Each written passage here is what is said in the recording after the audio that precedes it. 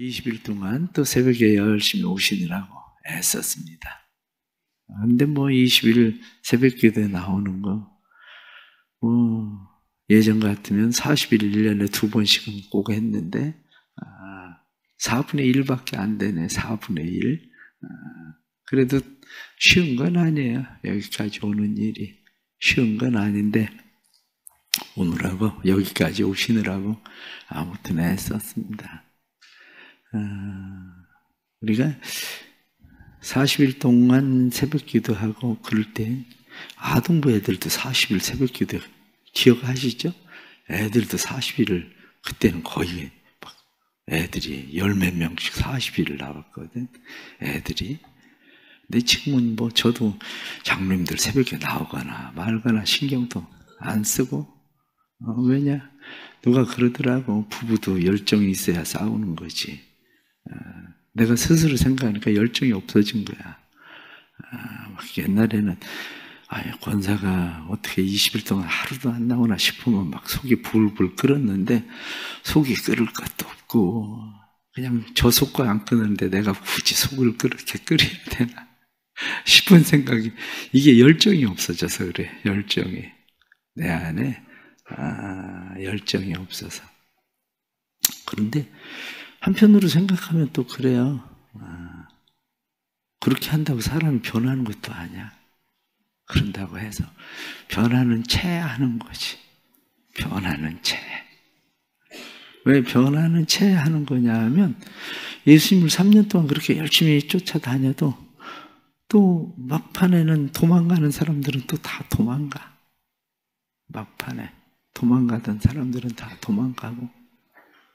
그런데 성경에 나타난 말씀, 오늘 말씀 보니까 아리마대 사람 요셉, 예수의 제자이나, 예수의 제자였는데 숨은 제자였어요.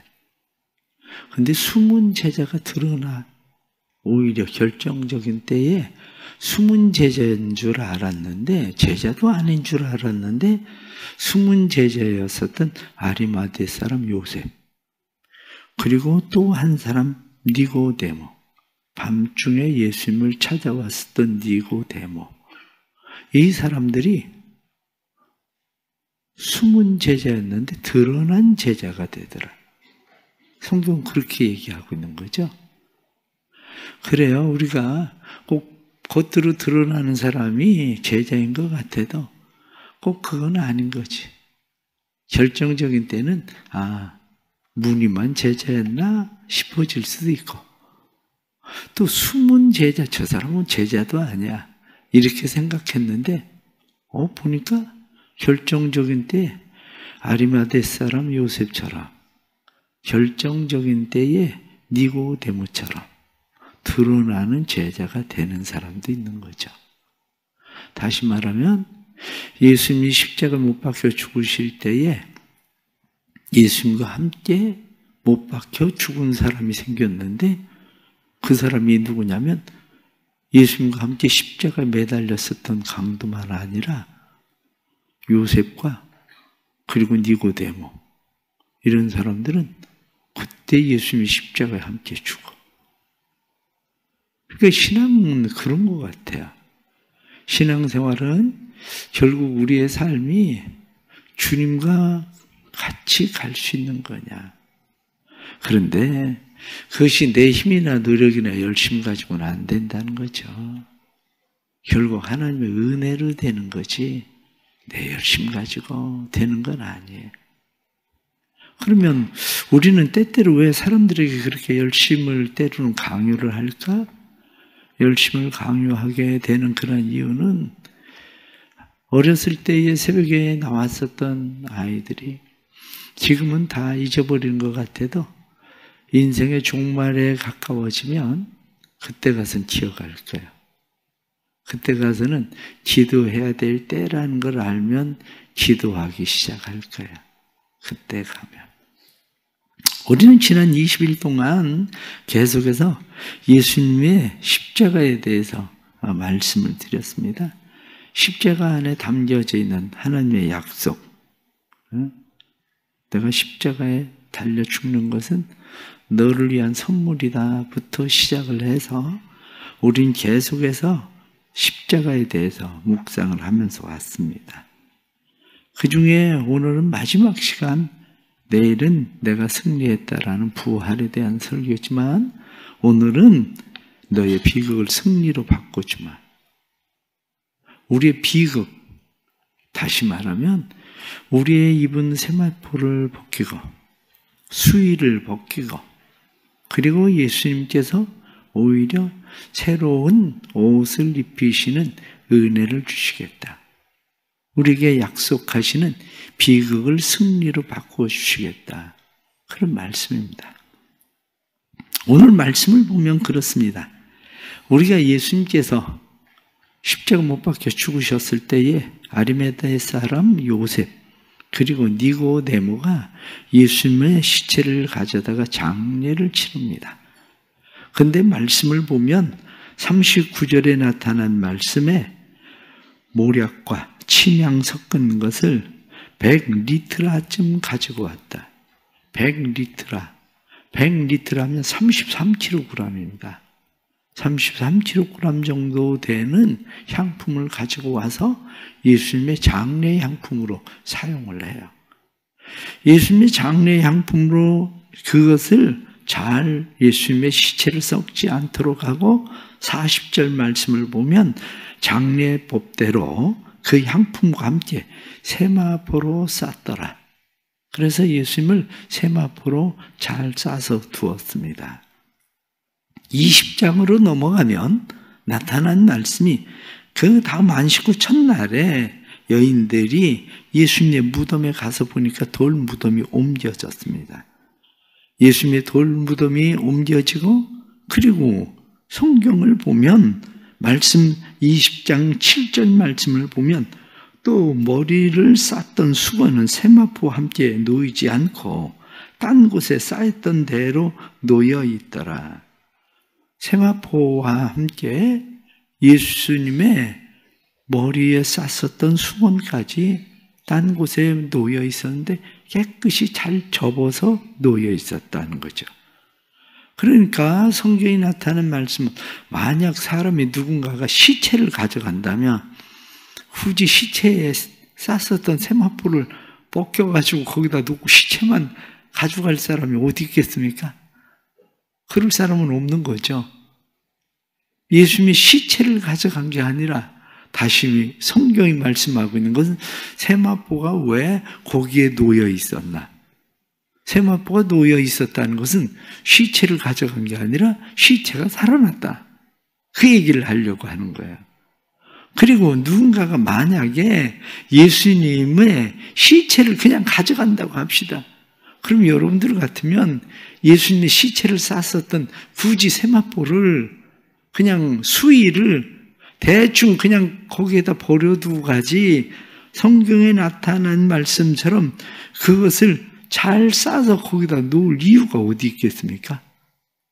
더군다나 시체를 쌌었던 것을 대충 그냥 풀렀으면 거기다가 그냥 놔두고 그냥 가지 그것을 잘 개가지고 거기다 놓을 이유가 없죠. 성경이 말씀하고 있는 것은 우리에게 주님은 살아나셨다. 그 이야기를 하고 있는 거예요. 지금까지 우리가 하나님의 우리에게 주시는 약속들에 대해서 잊어버려도 오늘 주시는 약속의 말씀을 여러분들이 잊어버리지 않는 게 중요합니다. 그게 뭐냐? 너의 비극을 승리로 바꿔주마. 우리는 한마디로 이야기해서 수위를 거치고 사는 사람들입니다. 보이지는 않지만 수위를 걸치고 사는 사람들. 만약에 누가 수위를 걸치고 산다고 생각을 해보세요.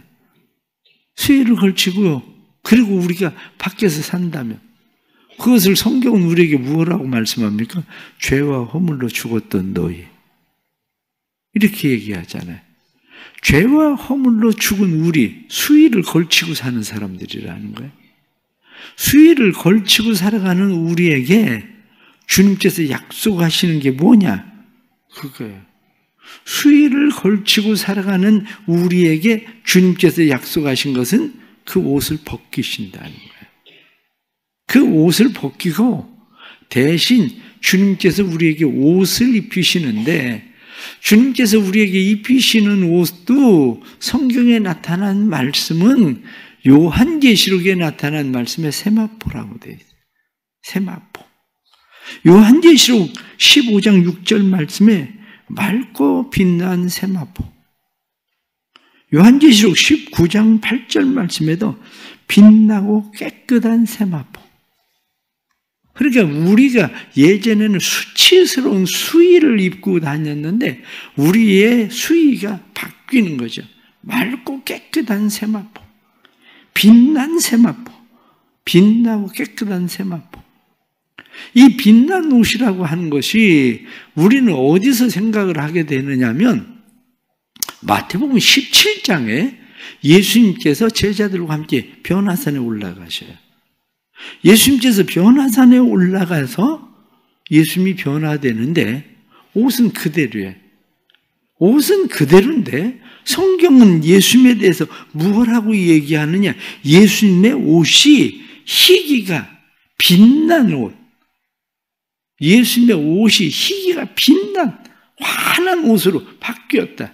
이렇게 말한 것처럼 우리가 수치스러운 우리의 옷을 입고 우리는 살아가는데, 비극의 옷을 입고 우리가 살아가는데, 수치와 비극의 옷을 입고 살아가는 우리의 옷을 주님이 변화산에서 빛난 옷으로 변화되던 것처럼 우리의 삶에 수치와 비극의 옷을 주님께서 바꾸어 주시겠다, 이렇게 말씀하시는 거라고요. 그러기 위해서 예수님께서 십자가에 못 박혀 죽으시고 심지어는 무덤에까지 들어가셔서 장사 지낸 바 되었다. 성경은 그렇게 말씀하고 있는 거죠. 그러면 우리의 수치의 옷이 무엇인가? 우리가 살아가면서 우리가 입은 우리의 수치의 옷, 죄의 옷, 이렇게 이야기하면, 이 죄의 옷이라고 이야기할 때에 우리의 죄의 옷, 그러면 그건 죄의 옷이 어떤 것인지 우리는 때로는 별로 그렇게 생각하지 않을 수도 있습니다.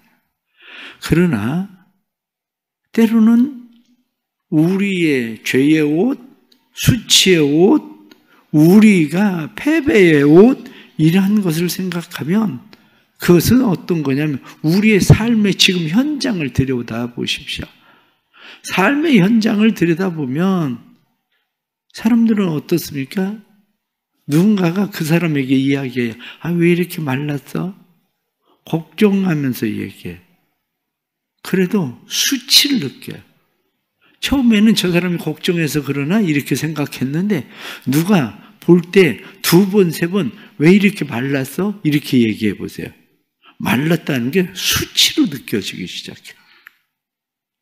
병원에 가서 입원해서 환자복을 입고 있는 환자에게, 아유, 지난번에도 병원에 와서 고생했는데, 아유, 왜 이렇게 자주 아파? 자주 아파서 어떻게? 병원에서 입은 환자복이 수치로 느껴진다고요. 때로는 어떤 사람에겐 이혼이라는 게 수치의 옷으로 느껴져요. 이혼이라는 게. 어떤 사람에겐 이혼을 한 부모 때문에 아버지나 어머니나 홀 부모 밑에서 자라고 있는 것이 수치로 느껴지기도 하고요. 누군가에게는 날아오는 파산 선고장이 수치로 느껴지죠. 인생이 어쩌다가 이렇게 결국에는 파산하는 인생이 돼버렸나. 내게 날아오는 채무의 전화, 그게 수치로 느껴지죠. 빚을 갚으라고 독촉하는 그 전화가, 난 어쩌다가 빚쟁이가 됐나? 그런 수치로 느껴지고. 사람이 살아가면서 우리의 삶에 수치의 옷이라고 하는 것은 때로는 우리의 인생이 마치 폐차장에 찌그러진 차처럼, 내 인생은 어쩌다가 이렇게 찌그러져 버렸나 싶은 생각이 들어가기도 하죠. 때로는 교도소에 가서 한 번 들어갔다 나온 사람들이 옛날엔 그런 이야기 많이 했잖아요. 빨간 줄 올라갔다고. 빨간 줄. 그게 수치로 느껴져. 어디에 가면 늘 내 빨간 줄 그것 때문에 취업이 안 돼서 이게 우리가 살아가던 삶의 모습이라고요. 우리의 살아가던 삶의 모습. 그런데 예수님께서 우리에게 무엇을 약속하십니까? 내가 그거 벗겨줄게. 너의 수치의 옷을 벗겨주고 내가 너에게 빛난 옷을 입혀줄게. 주님께서 빛난 옷을 입혀주시겠다고 약속하시는 이 약속, 그것이 우리의 삶에도 분명하게 일어날 수 있다고 성경은 말씀을 하고 있는 거예요. 그것이 사도 바울은 무엇라고 이야기합니까? 내가 그리스도의 흔적을 가졌다. 스티그마. 내가 예수 때문에 옛날에는 그것이 내가 수치처럼 여겨졌는데 이젠 수치가 아니라 그것 때문에 오히려 내가 하나님의 영광이 되는 내 삶. 누군가에게는 평생 그것이 수치로 감추어져서 살아야 되는 일이 되는 것처럼 보여지지만 누군가에게는 그게 수치가 아니라 오히려 내 그 옷을 벗기고 내가 지금은 새 옷을 입은 사람이야 라고 자기의 새로운 옷을 내놓을 수 있는 사람, 그것이 될 수 있다는 거죠. 우리의 삶은 어떻습니까? 우리의 삶에 주님께서 우리에게 약속하시는 것이 분명하다는 사실입니다. 예수님께서 왜 십자가에 못 박혀서 예수님이 죽으셨습니까? 예수님이 십자가에 못 박혀 죽으신 것은 주님이 우리의 죄와 허물, 다시 말하면 우리의 모든 수치뿐만 아니라 우리의 연약함, 그 모든 것을 담당하기 위해서 내가 채찍에 맞음으로 너희가 나음을 입었다. 성경이 말씀한 대로 내가 너희에게 세마포 옷, 내 피로 빤 새 옷을 너희에게 입혀주겠다 약속하시는 그 옷을 우리에게 주시기 위해서 예수님께서 십자가에 못 박혀 죽으셨다고 성경은 우리에게 분명하게 말씀을 해주고 있는 겁니다.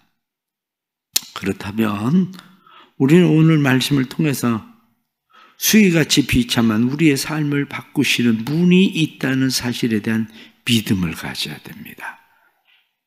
지금 내 삶이 비록 수위를 입은 것처럼 수치스럽게 느껴질지 모르지만 지금 내 삶의 이 수치가 다시 내 삶을 변화시키시고 바꾸시는 수위를 벗기시고 우리를 복원시키실 그분이 있다는 사실에 대한 믿음, 그것이 우리에게 필요합니다. 우리 성도들의 마음 가운데에 근본 고난주간 이렇게 지나고 오늘이 이제 토요일 마지막 일인데 이 마지막 일의 마음 가운데에 주님의 이 말씀을 다시 새길 수 있기를 바랍니다. 주님이 나를 수치에서 벗기기 위해서 내 삶을 바꾸시기 위해서 예수님께서 수위 같은 비참함, 그것을 예수님께서 벗기시고 우리의 삶을 변화시킬 거라는 믿음을 갖기를 축복합니다. 그러기 위해서 우리에게 해야 되는 또 다른 중요한 하나가 있습니다. 그것은 예수님이 부활하셨을 때 주님을 만났었던 사람, 그 사람 가운데에 중요하게 성경이 말씀하고 있는 사람이 있는데 그 사람이 누구냐면 바로 오늘 요한복음을 쓴 요한이라는 사람이에요. 예수님의 제자들이 다 흩어져 버렸습니다. 예수님의 제자들이 다 흩어져 버렸을 때에 여전히 예수님의 제자 가운데에 20장 2절 말씀을 보면 시몬 베드로와 예수께서 사랑하시던 그 다른 제자에게 달려가서 말하되 사람들이 주님을 무덤에서 가져다가 어디 두었는지 우리가 알지 못하겠다 하니 여자들이 가서 무덤에 가서 돌이 옮겨지고 예수님의 시체가 없어진 것을 보고 깜짝 놀란 여자들이 베드로와 예수께서 사랑하시던 제자, 이 사람이 누구냐? 그 사람이 요한이죠. 예수님이 사랑하시던 제자. 그런데 예수님이 사랑하시던 제자, 이 베드로는 그래도 주님에게 가까이 있어 보려고 그가 어쨌든 그 제자들이 모여 있는데 특별히 왜 이 요한이 이 요한복음을 쓰면서 예수께서 사랑하시던 그 다른 제자 이렇게 표현을 했을까? 주님이 사랑하시던 제자, 주님을 사랑하시던 제자. 이 얘기를 요한복음에서는 요한은 계속 얘기를 하거든요. 예수님이 십자가 못 박혀 죽으면서 자기 어머니를 누구에게 부탁합니까? 요한에게 부탁해요. 요한아, 내 어머니다. 내가 모셔라. 요한은 쉽게 도망갈 수도 없는 사람이에요. 왜 쉽게 도망갈 수가 없는 사람입니까? 짐을 맡았잖아. 짐을. 예수님께서 다른 제자들은 다 도망가 버렸고, 아니 거기 있는 요한에게 이야기하기를 내 어머니다. 네가 모셔라. 이렇게 이야기하니까 짐을 맡아서 도망을 갈 수가 없어. 짐을 맡아서 도망을 갈 수 없었던 이 요한. 그런데 성경에 나타나는 마지막 요한의 계시록까지 끝까지 주님을 따라가던 사람이 누굽니까? 그 사람이 바로 요한이잖아요. 성경은 우리에게 말씀합니다.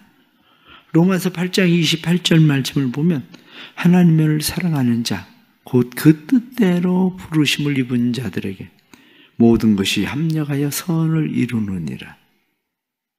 하나님을 사랑하는 자, 그 뜻대로 부르심을 입은 자. 지금 우리에게 필요한 게 바로 그거예요. 내 안에 여전히 주님을 사랑하는 마음이 있는가? 바로 이거죠.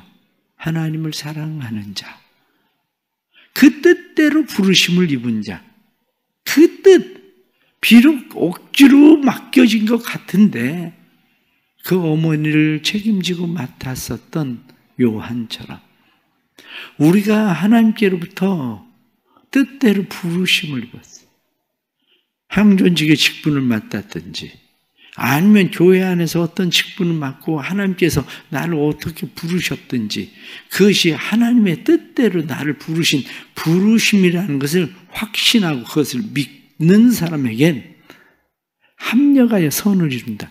다시 말하면 우리의 수치의 옷도 그 뜻을 깨닫기 시작하면 그때부터 인생은 바뀌는 겁니다.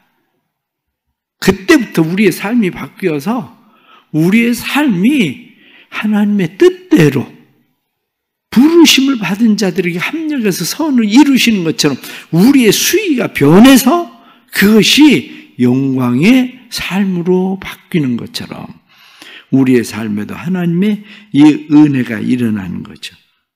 그래서 다른 사람은 그것을 그렇게 이야기합니다. 하나님을 사랑하는 자에게는 수위가 합력하여 선을 이루느니라. 하나님을 사랑하는 자들에게는 그 수치가 합력하여 선을 이루느니라. 비록 내가 지금 수치의 삶을 살고 있는 것 같은 수위를 입은 것 같아서 왜 나는 이럴까라고 생각할지 모르지만 정말 하나님을 사랑하는가의 문제라는 거예요. 하나님을 사랑하면 합력해서 선을 이룬다. 이렇게 말씀한 것처럼 그것이 도리어 선을 이루시는 하나님의 은혜를 만나는 일이 될 거라고 성경은 우리에게 말씀을 해주고 있는 겁니다. 그러기에 오늘도 우리는 주님의 말씀을 믿습니다. 우리의 삶을 변화시키고 바꾸실 분은 오직 예수 그리스도. 우리를 위해서 십자가 못 박혀 죽으셨을 뿐만 아니라 모든 수치의 옷을 벗으시고 그리고 변화된 그 옷을 입으신 예수님께서 우리에게도 똑같은 일을 행하실 거라고 약속하시는 약속을 믿는 거죠. 하나님을 사랑하는 자들에겐 그들의 아픔의 흉터도 합력하여 선을 이루느니라. 이렇게 말씀하는 것처럼 오늘 우리가 20일 동안 새벽 기도회를 쭉 해왔는데 꼭 믿으십시오. 내 안에 주님을 사랑하는 마음이 있는가? 때로는 억지로 짊어지워진 것처럼, 때로는 내게 떠안겨진 것처럼 내가 떠안은 일인데 정말 이것이 주님을 사랑하는 일이 될 수 있을까? 결론적으로 말씀을 드리면 그렇게 이야기합니다. 요한에게 예수님은 스승이 아니라 친구였다. 그래, 예수님은 요한에게 친구였어요. 그래서 예수님은 무엇라고 말씀합니까? 친구를 위하여 목숨을 버리면 이에 더 큰 사랑이 없나니. 요한도 마찬가지로 예수님을 사랑함으로 그를 위해 목숨을 버릴 수 있는 사랑으로 남아있던 사람. 우리의 마음 가운데 다시 주님을 사랑하는 은혜가 있기를 축복합니다. 주님을 사랑하는 은혜가 우리 안에 생기면 우리는 모든 수치의 수위를 벗어버리고 다시 빛난 세마포, 빛난 새 옷을 입히시는 하나님의 은혜가 나타날 줄 믿습니다. 우리 성도들에게 지금의 삶에 하나님의 비극을 통해 우리의 삶을 변화시킨다는 것을 다시 깨닫고 주님과 함께 새로운 승리가 또 우리의 삶에 일어나길 간절히 바랍니다. 기도하겠습니다. 하나님 아버지, 수치의 옷을 입고 있습니다. 수위와 같은 세마포 옷을 입고 우리는 수치에 있지만 그러나 우리에게 새 옷을 입히시는 하나님을 믿습니다. 십자가에서 우리에게 모든 약속을 해주신 그 약속, 너를 위한 선물이다. 너의 수치를 감당하겠다. 내가 아파주겠다. 너의 언어로 말하겠다. 주님 말씀하시면서 내가 너를 지키겠다. 내 심장을 너에게 준다 말씀하시던 영원히 너를 사랑한다 말씀하시는 주님의 약속의 말씀들을 기억하게 해 주옵소서. 지금 비록 우리가 수치의 옷, 수위를 입고 있는 것 같지만 우리의 수치의 옷, 수위의 옷이 다시 승리의 옷이 되게 하여 주옵소서. 주님을 사랑함으로 빛난 세마포로 변하는 하나님의 은혜가 삶에 일어나도록 주님 도와주옵소서.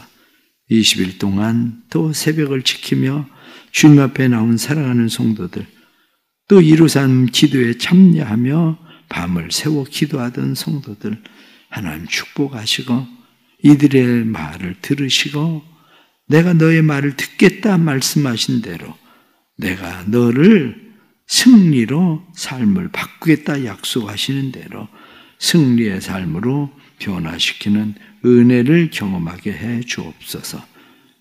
또한 금식하며 드려지는 헌금과 이루삼 기도에 감사하며 드려지는 헌금, 모든 헌금들 주님께서 받으시고 사랑하는 성도들이 근본 부활주일에는 예수 그리스도를 새롭게 만나고 근본 부활주일에는 오이코스들이 주님 앞에 나와서 할렐루야 찬양의 찬양을 들으며 주님을 영화롭게 하고 믿음의 첫사랑이 회복되고 주님 앞에 더 가까이 나아가게 되는 귀한 은혜의 만남 되게 해 주옵소서.